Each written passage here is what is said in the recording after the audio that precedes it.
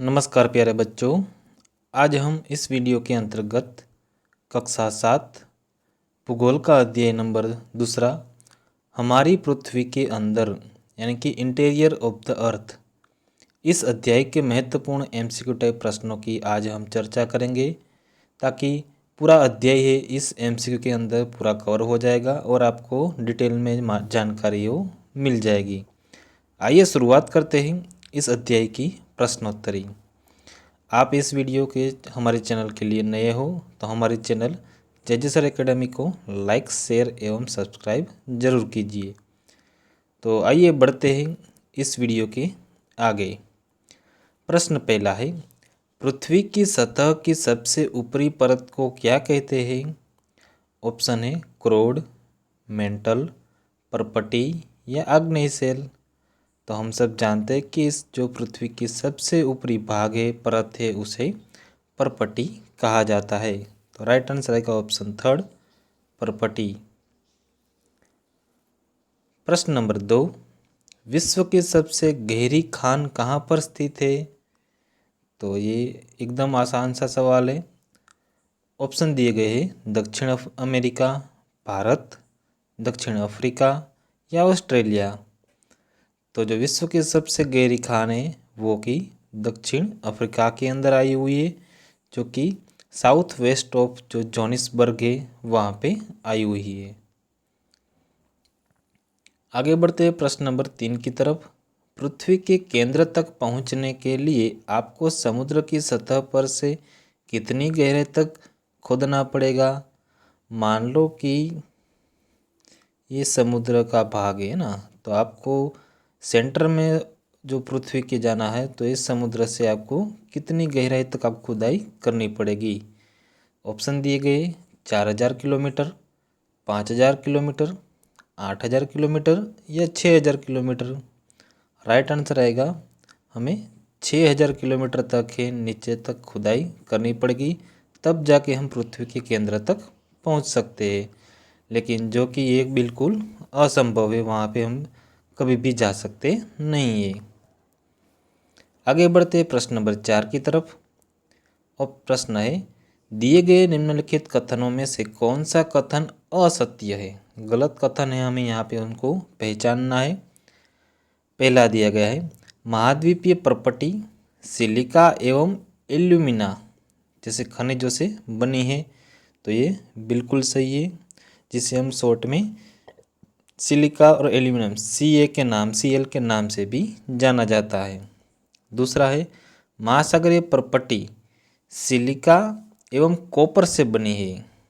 तो यहाँ पे थोड़ा ध्यान देना है, महासागर की प्रॉपर्टी है वो सिलिका एवं कॉपर की बनी नहीं। यहाँ पे कॉपर थोड़ा देखो गलत दिया गया है, इसकी जगह पे आएगा मैग्नीशियम, है ना, उनकी बनी हुई है। तीसरा है, पृथ्वी की सतह प्रॉपर्टी के नीचे मेंटल व क्रोड का परत आया हुआ है। बिल्कुल सही है।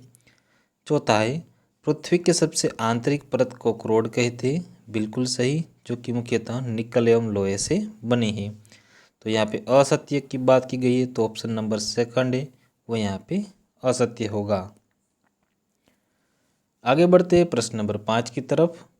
जब द्रवित मैग्मा ठंडा होकर ठोस हो जाता है, तब इस प्रकार बने सेल को क्या कहते हैं?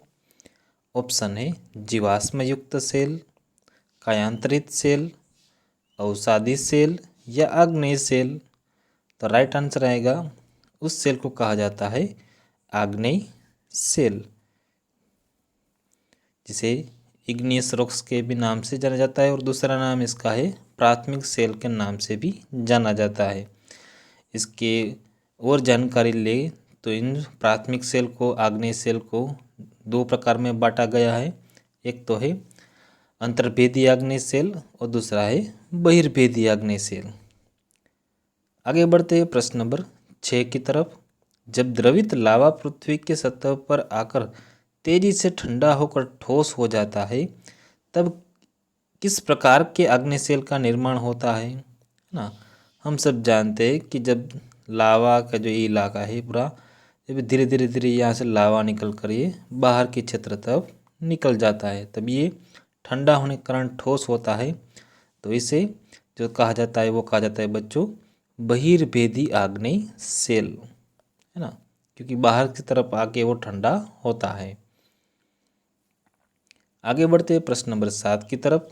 जब द्रवित मैग्मा भूपर्पटी के अंदर गहराई में ही ठंडा हो जाता है, यानी कि मान लो कि यहाँ से पूरा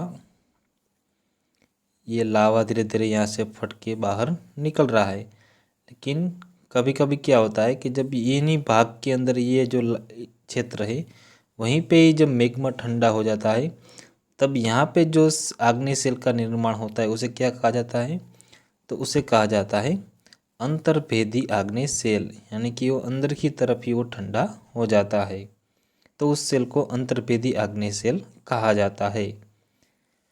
आगे बढ़ते प्रश्न नंबर 8 की तरफ। अवसादी सेलों के संदर्भ में निम्नलिखित कथनों में से कौन सा कथन सत्य है।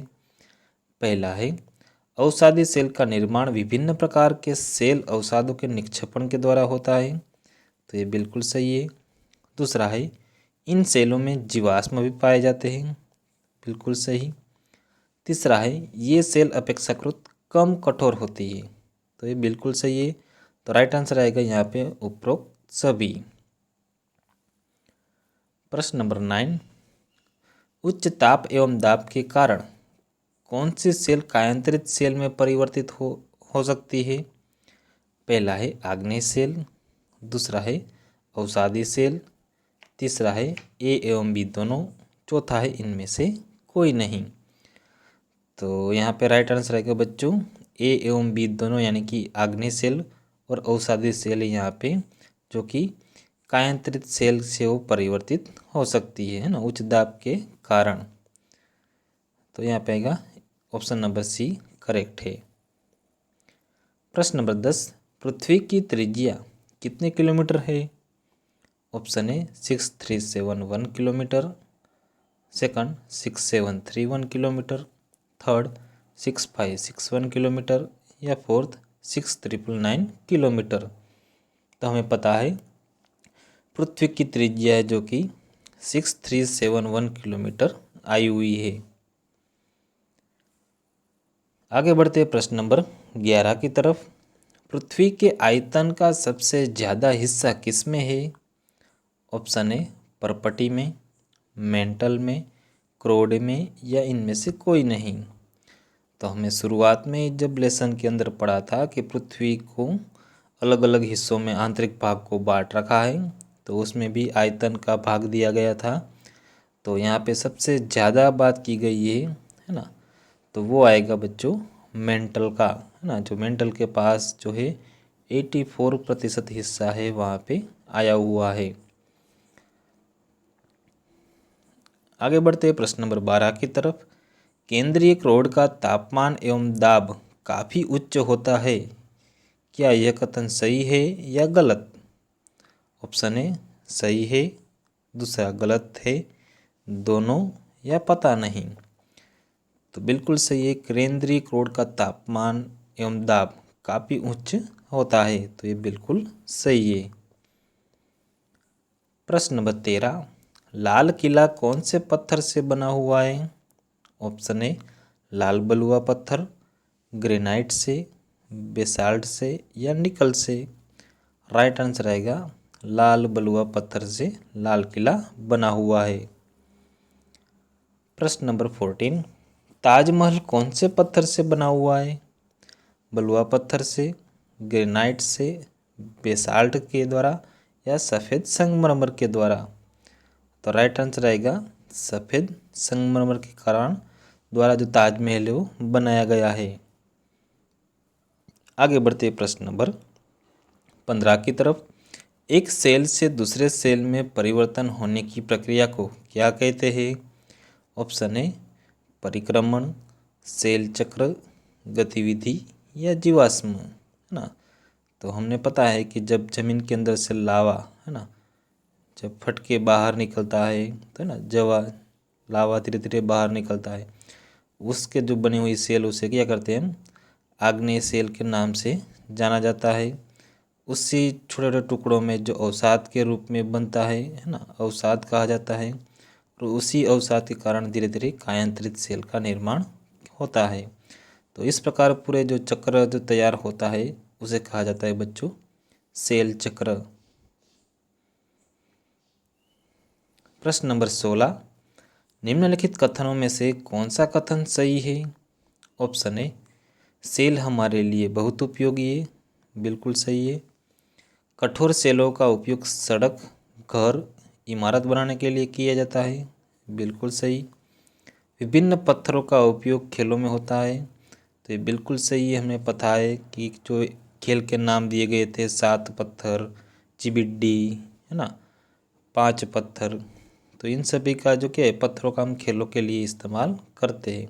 तो राइट आंसर आएगा उपरोक्त सभी। प्रश्न नंबर 17, पृथ्वी के सबसे भीतरी परत को क्या कहते हैं? क्रोड, मेंटल, पर्पटी या आग्नेय सेल? तो जो भीतरी परत है वो कहलाती है क्रोड। प्रश्न नंबर 18, सोना, पेट्रोलियम एवं कोयला किसके उदाहरण है? सेल के, जीवाश्म के, खनिज के या आग्नेय सेल के?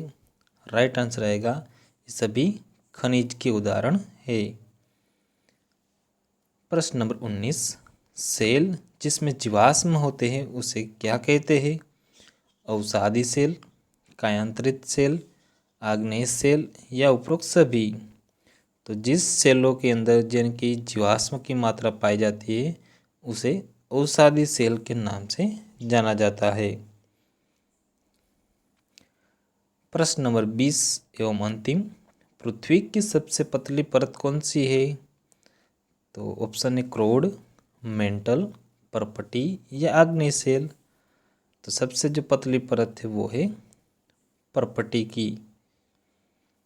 तो यहाँ हमारा बच्चों आज का हमारी पृथ्वी के अंदर अध्याय के ढेर सारे जो पूरे अध्याय की बारीकी प्रश्नों की चर्चा की गई है। ऐसे ही वीडियो की जानकारी आपको हमारे चैनल जय जय सर एकेडमी के अंदर आपको मिलती रहेगी। धन्यवाद।